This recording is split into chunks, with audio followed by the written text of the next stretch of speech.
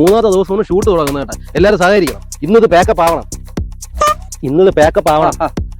സാറേ നമുക്ക് പൂമ്പാറ്റ പറക്കുന്ന പഴുതാരുടെ ഒരു സംഭവം എടുത്തിട്ടല്ല. ആദ്യം ഇവിടെ ഉള്ള എടുക്കട്ടെ. നീ വലിയ അൺഫോഴ്സ് പുത്രനൊന്നും ആവണ്ടല്ലോ. ക്യാമറ അറിഞ്ഞുകൂടാത്തൊരു ക്യാമറമാനെ പറ്റുകൊണ്ട് ഞാൻ എങ്ങനെയാ വർക്കുന്നത്? അയ്യോ, ഇതാര് കപിൽകുമാർ മാഷ? അയ്യോ, സ്കൂളിൽ തന്നെ പഠിപ്പിച്ച മാഷാണ്. അയ്യോ, എന്നെ കണ്ടപ്പോഴേ മനസ്സിലായി. മാഷോടെ പോയത് ഞാൻ ഇതുവഴി വന്നപ്പോ നിന്നെ കാണാൻ വേണ്ടി ചെറിയ വർക്കൊക്കെ ആയിട്ട് ഈ വലിയ സംവിധാനമൊക്കെ ആയല്ലേ. വലിയ സംവിധാനങ്ങൾ. നമ്മള് ചെറിയ ഷോർട്ട് ഫിലിം ഒക്കെ വെച്ച്. ഒരു മിനിറ്റ്, ഒരു കാര്യം പറയണ്ടേ? മാഷിന് എന്തോ എന്റെ അടുത്ത് പറഞ്ഞൂടെ? എനിക്കൊരു വേഷം. അയ്യോ മാഷ, ഇത് യൂത്ത് ആയിട്ട് ബന്ധപ്പെട്ടിരിക്കുന്ന പയ്യന്മാർ വെച്ചെടുക്കുന്ന ഒരു ഷോർട്ട് ഫിലിമാണ്. മാഷിന് നമ്മളും വേറെ ഒന്നും നോക്കാം. ഞാൻ പറഞ്ഞ നീ കേൾക്കൂലേ? പണ്ട് ഞാൻ ഒരുപാട് നാടകം എടുത്തിട്ടുള്ളതല്ലേ. നാടകം നീ കൊച്ച വഴിപോക്കൻ്റെ ആള് വന്നിട്ടില്ല. പ്രായമായ വേഷം. ഒരു കാര്യം ചെയ്യും മാഷേ, ഒരു മാഷം ഒരു 10 മിനിറ്റ് വെയിറ്റ് ചെയ്യും. നമുക്കൊരു ചെറിയ വേഷം ഉണ്ട് കേട്ടോ. ഒന്നിന്റെ ഡയലോഗും ഉണ്ട്. അത് പറഞ്ഞുതരും. അവിടെ പറഞ്ഞുതരും. വേഷം കൊണ്ട്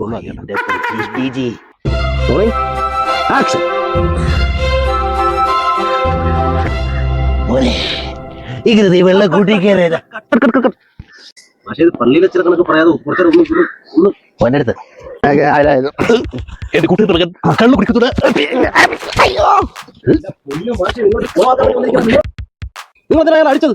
ഒന്ന് നിങ്ങൾ എന്തിനാ അങ്ങോട്ട് തള്ളിക്കൊണ്ട് കയറി പോകണം? നിങ്ങൾ ഇപ്പുറത്തെ സൈഡിൽ പോയി.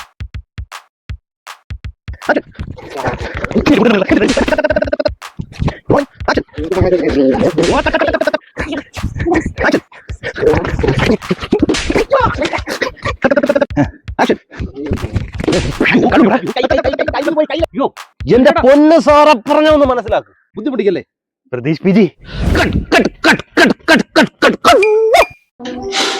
എന്റെ പൊന്നു മാഷ, എത്ര തവണ കൊണ്ട് നിങ്ങളടുത്ത് പറയണം അയാളെ ദേഹോദ്രവം ചെയ്യില്ലെന്ന്? നിങ്ങൾക്ക് പറ്റൂലേ കളഞ്ഞിട്ട് പോയി. മനുഷ്യനെ കൂടെ പ്രാന്ത് പിടിപ്പിക്കാൻ വേണ്ടി ഒരു സാധനം എത്ര തവണ എടുത്ത് നിങ്ങൾക്ക് പറയണ തലയിലോട്ട് മനസ്സിലാവുന്നില്ലേ? പ്രതീഷ് പിജി, പണ്ടും നീ ഇങ്ങനെ ആയിരുന്നു.